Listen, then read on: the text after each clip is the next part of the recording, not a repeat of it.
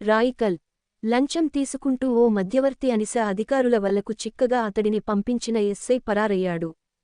అనిస DSP Ramanamurthy తెలిపిన వివరాల ప్రకారం జగిత్యాల జిల్లా రాయికల్ మండలంలోని ఇటిక్యాల గ్రామానికి చెందిన రాజేందర్ రెడ్డికి చెందిన ఇసుక ట్రాక్టరును పోలీసులు పట్టుకుని కేసు నమోదు చేశారు.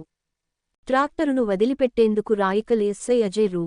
15,000 లంచం తీసుకుని మరో 10,000 రూపాయలు కావాలని డిమాండ్ చేయడంతో రాజేందర్ రెడ్డి అనిస అధికారులను ఆశ్రయించారు. రాయికల్లో శుక్రవారం రాత్రి ఎస్ఐ సూచన మేరకు ఇటిక్యాలకు చెందిన పుల్లూరి రాజు అనే మధ్యవర్తికి రాజేందర్ రెడ్డి 10,000 రూపాయలు ఇస్తుండగా అనిస అధికారులు వలపన్ని పట్టుకున్నారు. గమనించిన ఎస్ఐ అజయ్ పారిపోయాడు. లంచం సొమ్మును స్వాధీనపరచుకున్న అధికారులు రాజును అరెస్టు చేసి శనివారం కరీంనగర్ అనిస న్యాయస్థానంలో హాజరుపరిచారు.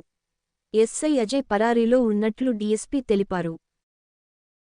హైదరాబాద్ మేడ్చల్లో ఆభరణాల దుకాణంలో దోపిడీ కేసును సైబరాబాద్ పోలీసులు 30 గంటల్లో ఛేదించారు. ఈ ఏడాది ఫిబ్రవరిలో చాదర్ఘాట్లో పట్టపగలు ఆభరణాల దుకాణం యజమానిని కత్తులతో పొడిచి దోపిడీ చేసిన వ్యక్తి ఇప్పుడు మేడ్చల్లోనూ చోరీకి యత్నించాడు. ఆఫ్రికా, అమెరికా, చైనా దేశాల్లో ఉద్యోగం చేసిన నిందితుడు డబ్బు సరిపోక దోపిడీలు చేస్తున్నట్లు పోలీసులు గుర్తించారు. సైబరాబాద్ సీసీఎస్ పోలీసులు 16 బృందాలుగా ఏర్పడి మరుసటి రోజే 2 నిందితుల్ని అరెస్టు చేశారు. బురకా, ద్విచక్రవాహనం, ఫోన్లు స్వాధీనం చేసుకున్నారు. Cyberabad crimes DCP Kothapalli Narasimha, Medchal DCP Koti Reddy, SOT DCP Srinivas, అదనపు డీసీపీ శోభన్తో కలిసి సైబరాబాద్ కమిషనర్ అవినాష్ మహంతి శనివారం వివరాలు వెల్లడించారు. ముంబైకి చెందిన నజీం అజీజ్ కొటాడియా, 36, గ్రాడ్యుయేషన్ పూర్తవ్వగానే డబ్బు సంపాదించాలని ఉద్యోగ అవకాశాల కోసం ఆఫ్రికా, చైనా, అమెరికా వెళ్లాడు. అతని తల్లిదండ్రులు అమెరికాలోనే ఉంటున్నారు. కొన్నాళ్లు అమెరికాలో ఉద్యోగం చేశాక 2022లో హైదరాబాద్కు వచ్చాడు. కొంపల్లిలో ఉంటూ వివాహం చేసుకున్నాడు.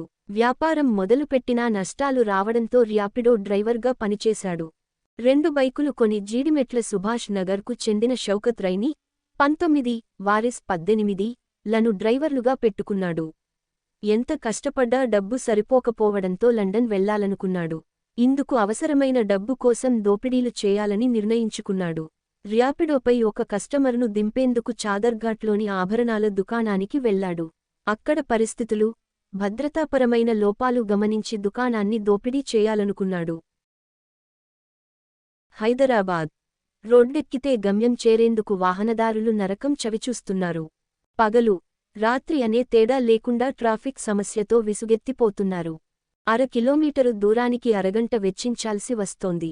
కీలకమైన సమయంలో ట్రాఫిక్ను క్రమబద్ధీకరించాల్సిన పోలీసులు కనిపించడం లేదు. పర్యవేక్షించాల్సిన అధికారులు అటువైపు కన్నెత్తి చూడటం లేదు. ఎన్నికల కోడ్లో భాగంగా ట్రాఫిక్ అదనపు సిపి విశ్వప్రసాద్ను బదిలీ చేశారు. ఇన్ఛార్జిపై అదనపు బాధ్యతలు పడటంతో పర్యవేక్షణ భారంగా మారింది. 3 నెలలుగా కీలకమైన అధికారి పోస్టు ఖాళీగా ఉంది.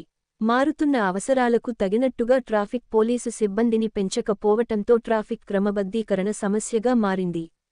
యాస్టరిస్క్ 25 లక్షల వాహనాలు. యాస్టరిస్క్ గ్రేటర్లో నిత్యం 25 లక్షల వాహనాలు రోడ్లమీదకు వస్తుంటాయని అంచనా.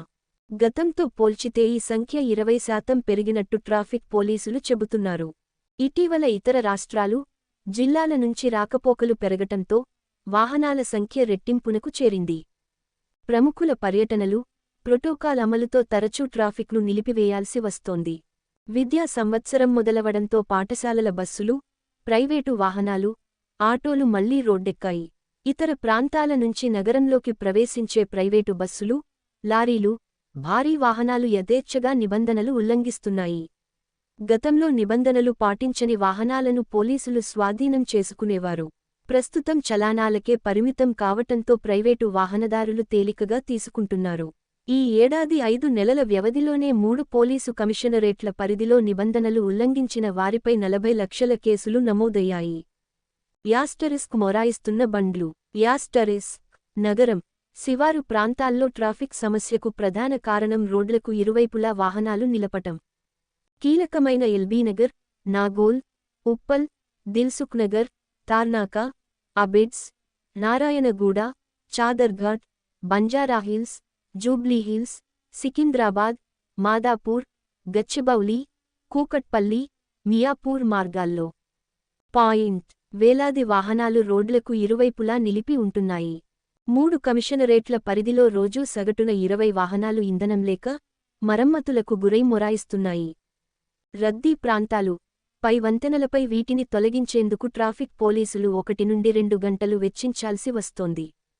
చీకటి పడితే చాలు ఇతర జిల్లాలకు, రాష్ట్రాలకు ప్రయాణికులను తీసుకెళ్లే ప్రైవేటు బస్సులు మియాపూర్, కేపీహెచ్బీ, ఎస్ఆర్ నగర్, అమీర్పేట, లక్డీకాపూల్, అబిడ్స్, కాచిగూడ, మెహిదీపట్నం, అత్తాపూర్, ఉప్పల్, దిల్సుఖ్ నగర్, ఎల్బీనగర్, వనస్థలిపురం, ఉప్పల్ ప్రాంతాల్లో గంటల తరబడి నిలపటంతో ట్రాఫిక్ సమస్యలు తప్పడం లేదు.